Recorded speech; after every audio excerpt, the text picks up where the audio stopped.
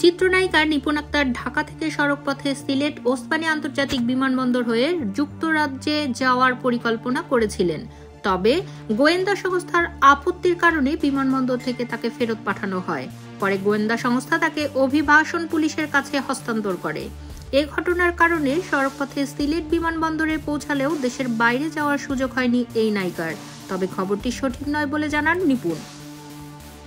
আজ শুক্রবার সকালে এই ঘটনাটি ঘটেছে বলে নিশ্চিত করেছেন সিলেট মহানগর পুলিশের উপকমিশনার মোহাম্মদ সাইফুল ইসলাম।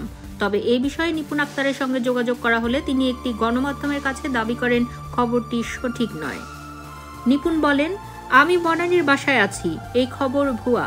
এর বাইরে এ বিষয়ে আমি আর কোনো কথা বলতে চাই না, ফালতু সব বিষয়। ওসমানী আন্তর্জাতিক বিমানবন্দরের পরিচালক হাফিজ আহমদ বলেন, সিলেট ওসমানী বিমানবন্দর থেকে আজ সকাল 10টায় বাংলাদেশ বিমানের একটি ফ্লাইটে করে যুক্তরাজ্যে যাওয়ার জন্য বিমানবন্দরের ইমিগ্রেশনে গিয়েছিলেন চিত্রনায়িকা নিপুণ আক্তার। এই সময় একটি গোয়েন্দা সংস্থার আপত্তিতে তাকে আটকে দেওয়া হয়। পরে ইমিগ্রেশন পুলিশের কাছে তাকে হস্তান্তর করা হয়। সিলেট মহানগর পুলিশের উপকমিশনার মোহাম্মদ সাইফুল ইসলাম বলেন, চিত্রনায়িকা নিপুণ আক্তারের নামে সিলেট মহানগর পুলিশের কাছে কোনো মামলা নেই। তাকে যুক্তরাষ্ট্রগামী ফ্লাইট থেকে অফলোড করা হয়েছে।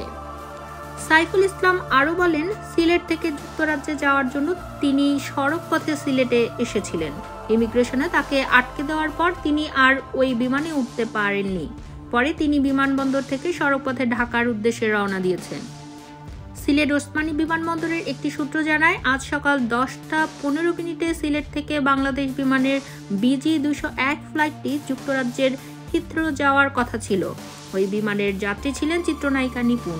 যুক্তরাষ্ট্রে যাওয়ার জন্য মুখে মাস্ক ও চোখে চশমা পরে ইমিগ্রেশনে উপস্থিত হন। এ সময় দেশের একটি গোয়েন্দা শাখার সদস্যদের সন্দেহে ইমিগ্রেশন কর্মকর্তাকে ওই যাত্রী সম্পর্কে জিজ্ঞাসাবাদ করার কথা জানান। তবে চিত্রনায়িকা নিপুণ আক্তারের পাসপোর্টে তার নাম নাসরিন আক্তার উল্লেখ করা ছিল।